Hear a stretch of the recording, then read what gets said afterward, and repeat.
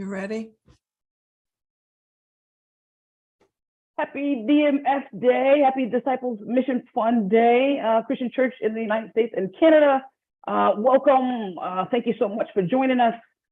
Today, we're mindful of the preamble, the design of the Christian Church, right? It starts off by saying, as members of the Christian Church, we confess that Jesus is the Christ, the Son of the living God, and proclaim him Lord and Savior. In Christ's name and by his grace, we accept our mission of witness and service to all people. Friends, we respond, right? We say yes to that mission of witness and service, right? By being generous with our lives, being generous with the treasure that God has given us, being generous with our hearts. And today, right, we're celebrating. As we celebrate DMF Day, we're celebrating and we're giving and we're lifting up all of the different forms of ministry that demonstrate, right, how we do more together than alone. And so, friends, I'm so grateful for those that have been with us throughout the day. This afternoon, we're going to feature two of the ministries that come out of the Office of the General Minister and President.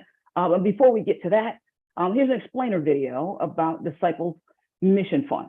It supports, right, over 70 ministries, but there's so much more to learn about it. Let's listen.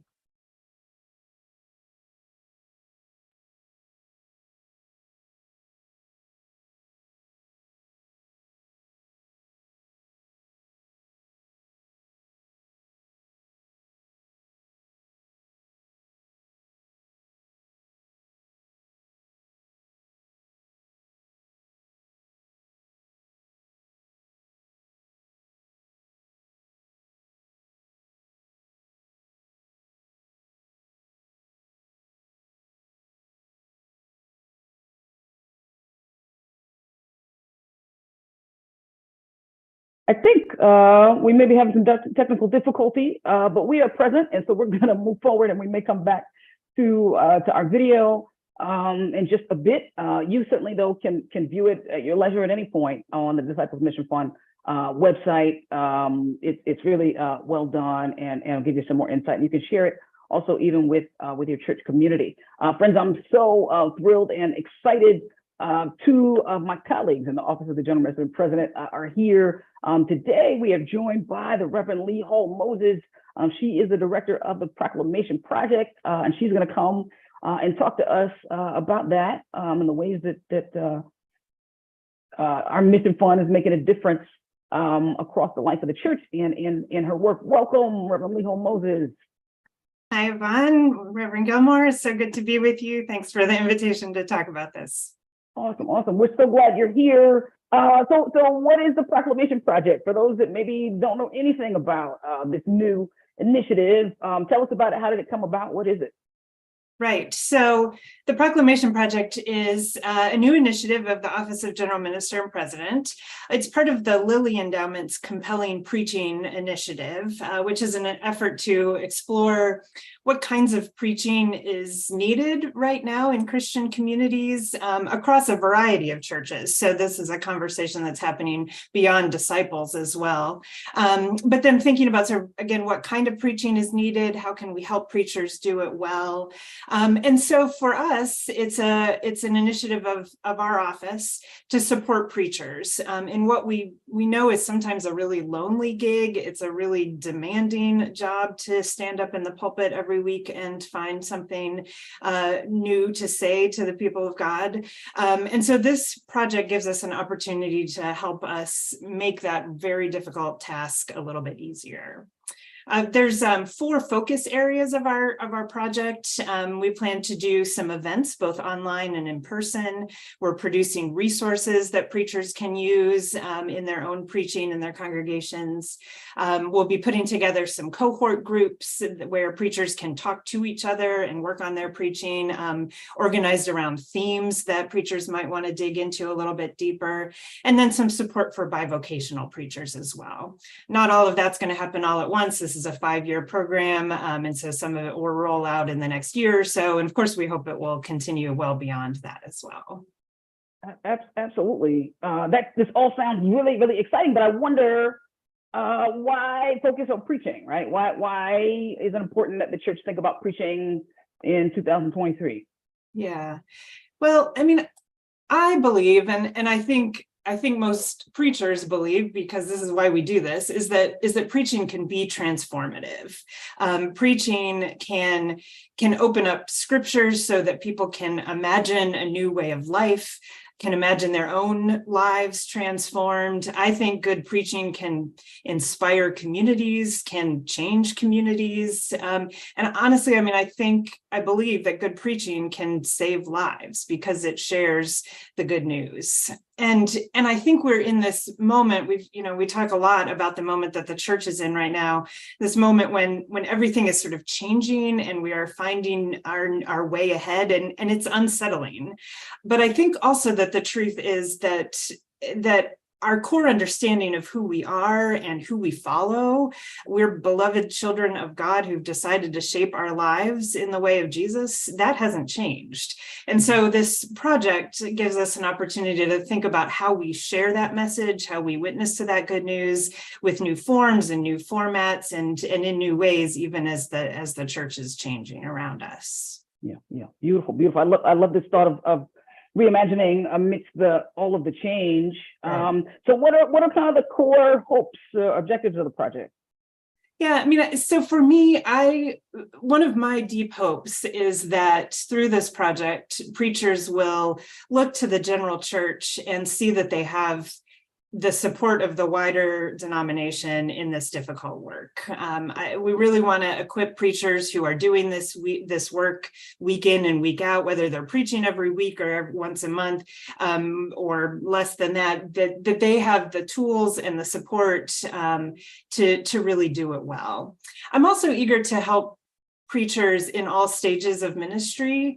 I think there is a sense in which preachers, maybe sort of mid-career, who've been, haven't been to seminary in 10 or 20 years, there's sometimes not a lot of opportunity to really sort of take a look at our own preaching and think about how the task of preaching has changed and what the task really is. And so I'm eager to help preachers, not just at the beginning of their ministries, but throughout, because the task of preaching is something that we do throughout our careers, throughout our ministry. And I really want to, like I said earlier, sort of find new ways to tell our stories, to tell the story of God. And we call it the Proclamation Project, not the Preaching Project, because we know that proclaiming the good news is not something that just happens in the preaching moment in a worship service, but happens well beyond that. And so we want to explore what that looks like and how we can equip people to do that well as well. Yeah. Thank you for highlighting that on this day where we're talking about doing more together than Absolutely. we can alone. And certainly, like, we see a preacher by themselves in front of a pulpit.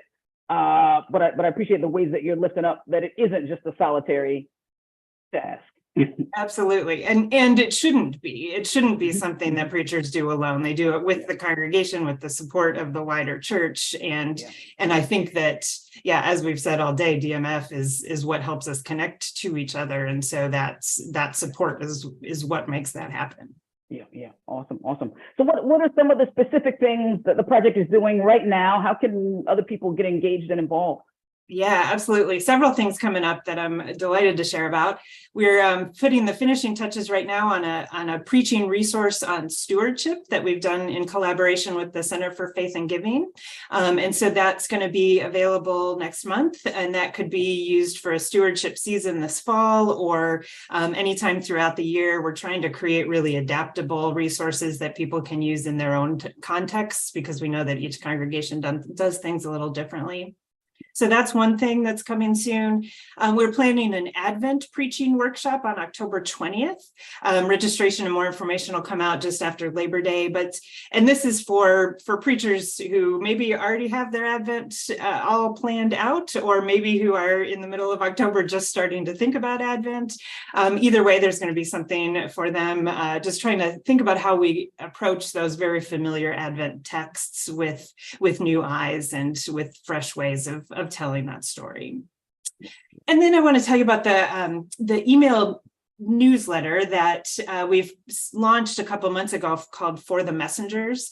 We're calling it a newsletter, but that's not quite the right term for it. It's a monthly email. It has news, but it has more than that. Each issue has a feature from a disciple scholar who's thinking about the task of preaching, and then a reflection from a congregational preacher who's just telling a first-person story about the preaching life and what that all means.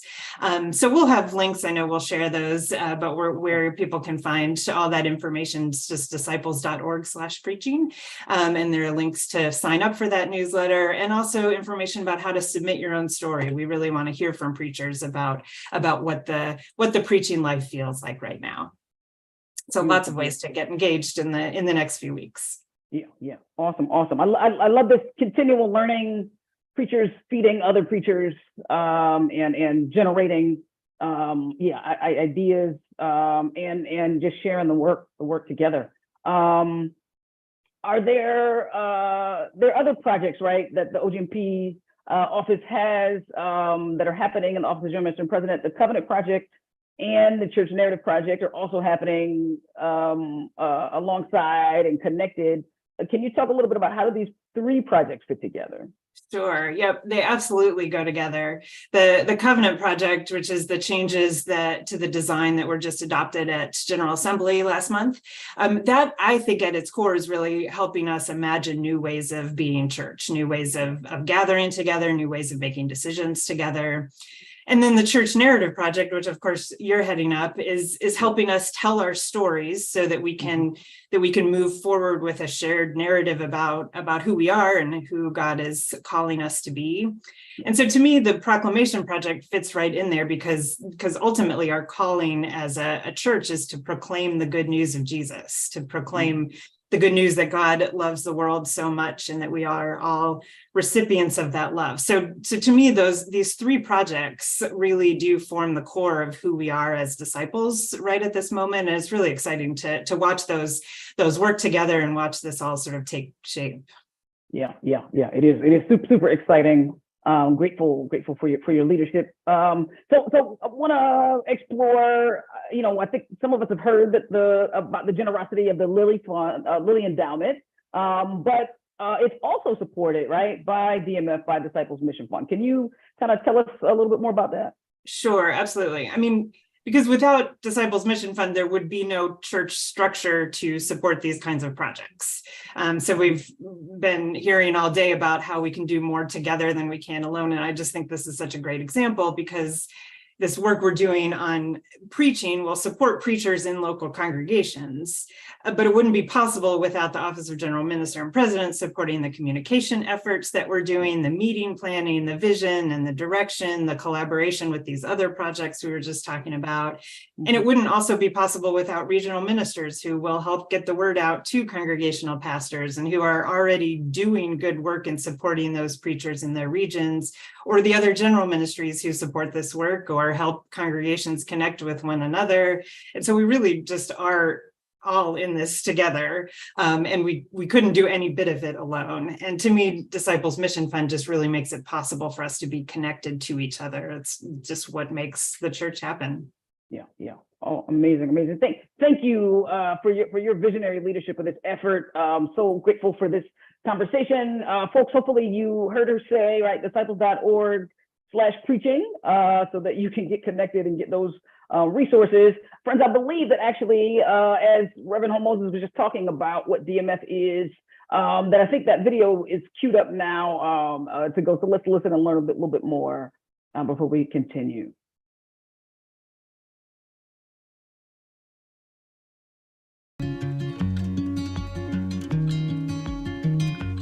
Disciples Mission Fund makes it possible for us to do more together than we can alone, sharing God's love from our doorsteps to the ends of the earth.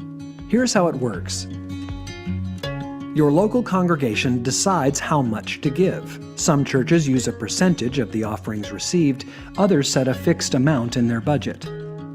Your church treasurer then sends a check or sets up an automatic withdrawal to Disciples Mission Fund.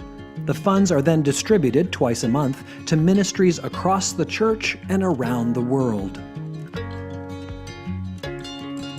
A portion of every dollar your congregation gives stays in your region, funding programs for youth, regional assemblies, the search and call process, support for pastors, and helping congregations connect with each other. Part of your contribution also supports the general ministries of the church, including global ministries, stewardship education, leadership development, ecumenical partnerships, social service ministries, ministries for children and youth, and the Office of the General Minister and President, which hosts the General Assembly, facilitates the governance of our denomination, manages yearbook data, facilitates church-wide communication, and offers visionary leadership for the church. DMF also supports disciples-related colleges, universities, seminaries, and divinity houses, nurturing new leaders for the church and the world. Finally, DMF has 4 special day offerings when we can all give over and above our regular gifts. At Easter, your gifts support the general ministries. At Pentecost, we celebrate new congregations. At Thanksgiving, we give to higher education. And at Christmas, all your gifts stay in your region. Disciples Mission Fund simplifies giving, providing a wise, effective way to support the entire church all at once. Together, we can do more than we can alone. Respond to natural disasters, start new congregations, provide resources for children, families, and youth, support hospital and military chaplains, practice creation care, connect with partners around the world, feed hungry neighbors, foster spiritual practice, and so much more. More connection, more compassion, more action. More being the people God calls us to be. Disciples Mission Fund, transforming lives and making ministry happen.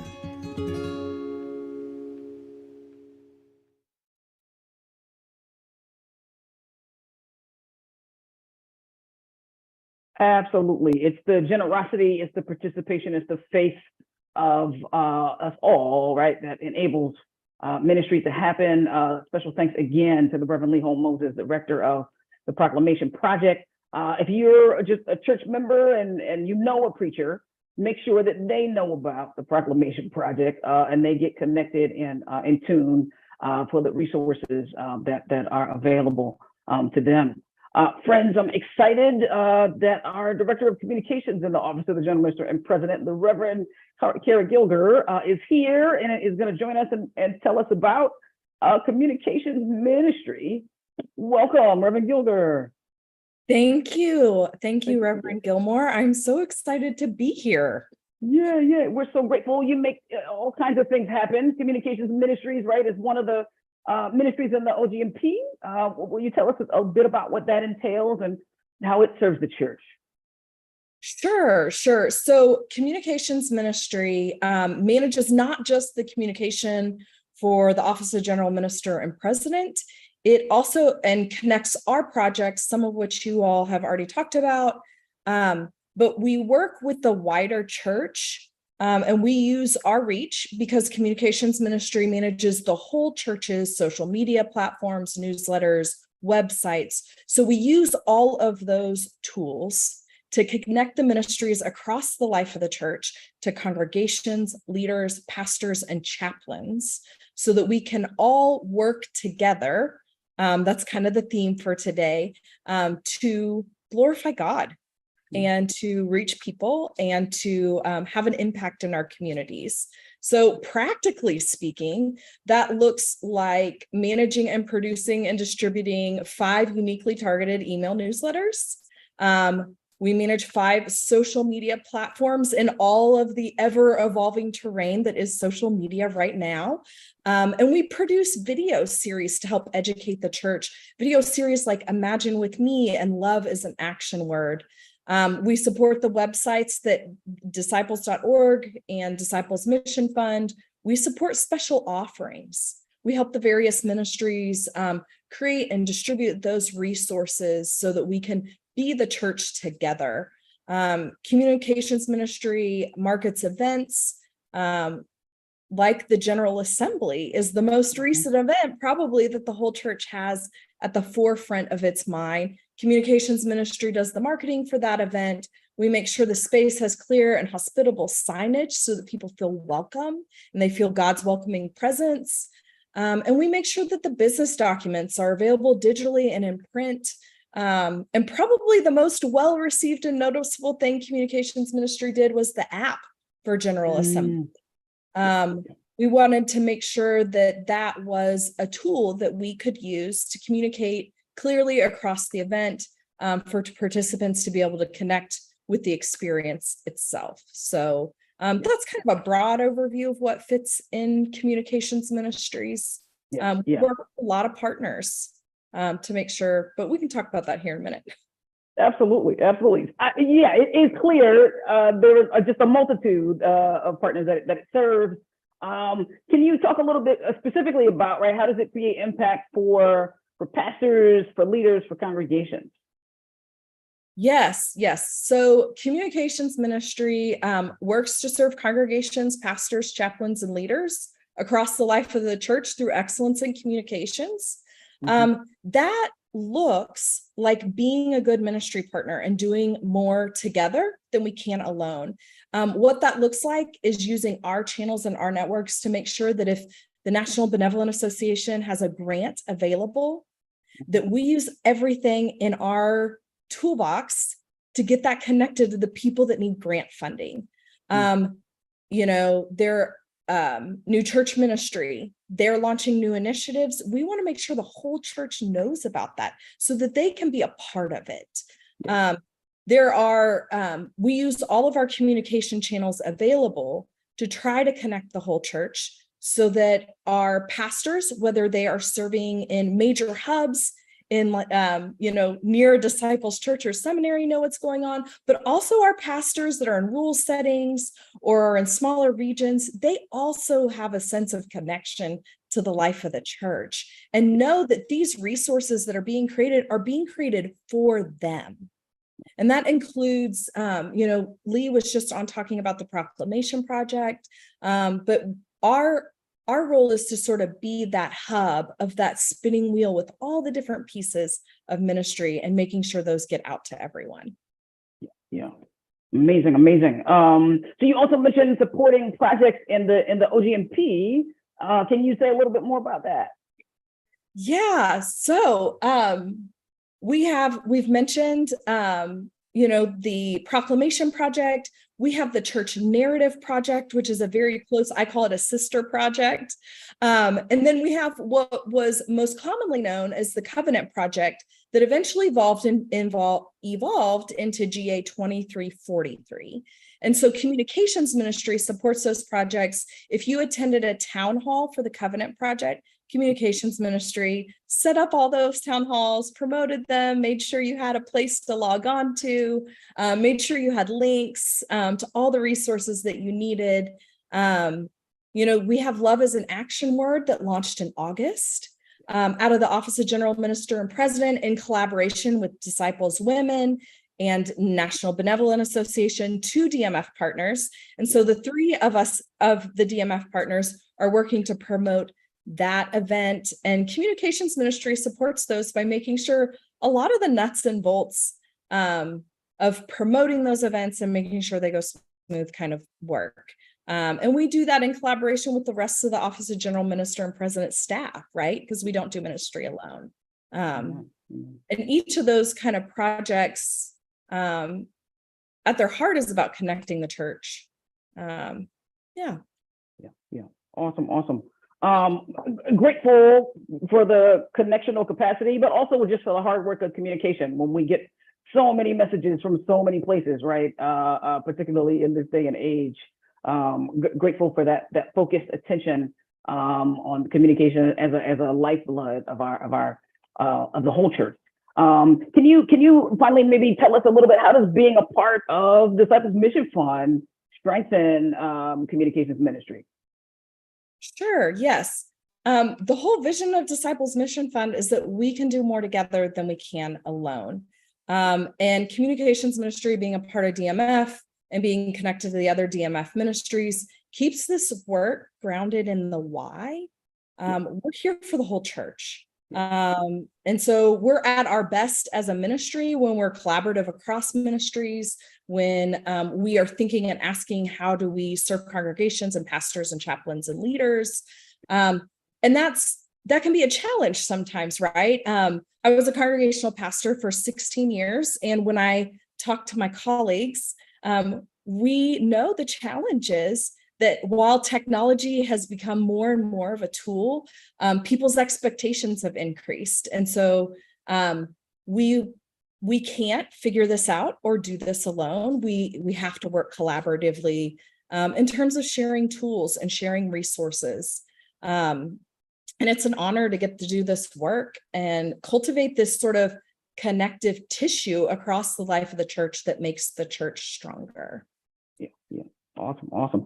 Thank you for your daily leadership and care for our communications ministries. For helping us do that work together. That you help lead it, but it's all of our responsibility, right, to communicate well in our church. And thank you for directing that effort and that ministry. I want to invite Leo Moses to come back and invite us all to thank her as well. We're so grateful for these two significant and vital ministries online. If you would join me in cheering them, that even if you don't get to see their faces all the time or every day, indeed we benefit and are blessed by their leadership and their work. And so thank you so much, Reverend Leo Moses and Reverend Kara Gilder, for being here today. Friends, before we close, I actually want to invite, we started the day with our General Minister and President, Terry Hort Owens. And in fact, she's been with us. You haven't seen her, but she's been with us throughout the day. I want to invite her to come before we close out. Welcome. Close out. Hello, Yvonne. And thank you so much for the leadership of this Office of General Minister and President staff and making DMF Day happen. My buttons are popping. If I had buttons on my blouse, they'd be popping. Just grateful to be able to work with such a creative and talented and gifted team. You hear about the work that's done, and it is true that we're all being challenged to do more with less. But as I said in my introduction video, one of the interesting, I don't know if it's a fun fact, but only about half of our congregations give to DMF. And so while we're focusing on individual giving today, we also want to reach out and help people understand that the covenant that we have together, we're not a denomination where we have apportionments or defined giving that each congregation has to make. We give because we want to. We give because we believe, and each of our general ministries has their roots in this understanding that we created these ministries because we knew that there were things that we as congregations couldn't do alone. We needed to do them together. And so we are so grateful for all of your gifts today. There's still lots of time. It's only 3:30 Eastern time and even earlier on the West Coast. So while this is our final live segment, there's still lots of time for you to give individually. And also, as you're making that gift, I invite you to go back to your congregation and say, hey, have we budgeted for, are we making our annual gift as a congregation to DMF? That money goes partly to your region, to your home region. So your region, wherever you are, depends on the congregational gifts that are made to DMF in that region. And then the other portions of your congregational gifts go to general ministries and higher education. And the money that's raised today will be apportioned according to those same percentages. So it's just so important. And if only half of us are giving, wow, 30,000 congregations, imagine if the other half were giving just something.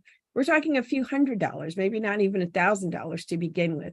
So I just invite us all as a whole church to think about where we are from our congregational giving as well as our individual giving. You can go to the DMF website and set up a recurring gift. It doesn't have to be a large amount.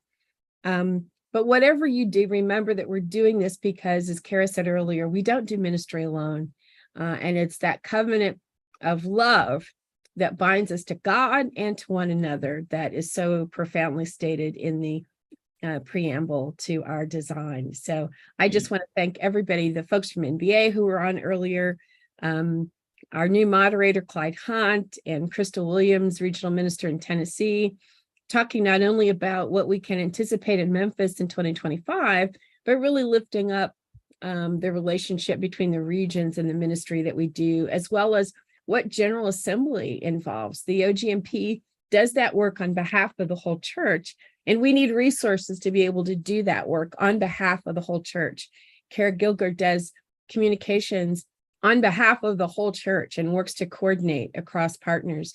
We've been blessed with a grant from the Lilly Endowment, but the work of Lee Hall Moses benefits the whole church. And we're just so grateful. The Tri-Regional Partnership, as you see, those three regions working together and have been doing so for about 3 years now, reimagining what regional ministry will look like. And we need to be able to have resources to do that kind of innovative, imaginative sort of work. So I'm so grateful. I love the idea of DMF Day. It gives us a different kind of opportunity to focus in on what's happening across the life of the church. And I just couldn't be prouder to serve this church that we love so well. And I'm really grateful for everyone who's given voice to the why, given voice to the things that we're trying to do across the whole church, and hopefully creating more energy and enthusiasm so that you as individuals and our congregations are more committed than ever to make this work happen. We thank you for your time and your attention, and we thank you for your generosity of spirit, time, and treasure. So thank you, and thanks, Reverend Yvonne Gilmore, our Vice President, Chief of Staff, for hosting today and for coordinating it. There's one person that's not been on the screen in addition to the folks that you see here, and that's Brenda Rossi, our Director of Meetings. I want to give a shout out to her. Again, all the logistics and the things of General Assembly, from your hotel to making sure your dinner events happen, and general board and all the things that we do together, all of these live streamed events that we do.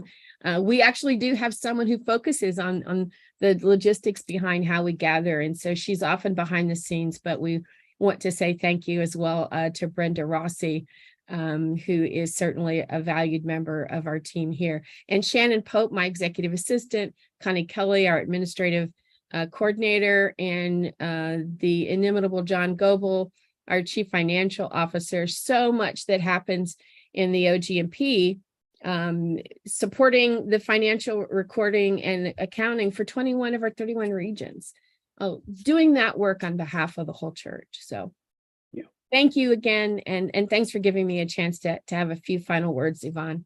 Awesome. Thank you so much for joining us. Friends, again, thank you for being with us throughout the day. Hopefully, indeed, you have learned more about the ways in which our mission fund is at work to share God's limitless love right across the United States and Canada. Friends, indeed, it is not too late. Want to invite you to make a gift. Want to invite you to tell a friend to make a gift. Indeed, it is true that there is so much more that we can do together than we can alone, but we have to make a commitment, right, to be generous and to share the gifts that God has given us. Thank you, not only folks behind the screen with the technical matters, but all of you who maybe we haven't seen your faces in these segments, but indeed your spirit, your generosity, your faith reverberates, and you're a part of making this day a faithful witness, right, to who God is with us. So not only make a gift, but share the videos, right? Share them on your screen. Lift up all the good work that we're invited to do and to be a part of. It's not just one person's mission fund or these ministries or even the 70 ministries. This is our mission fund. All of us together, all 3,000 churches, all of us benefit and beyond, right, when we are faithful to give. Friends, we're going to close out with a resource that comes from your communications ministries that was developed, and it's called Imagine a World with More. You, in fact, can, if you haven't already downloaded it, you can personalize it and use it in your congregation.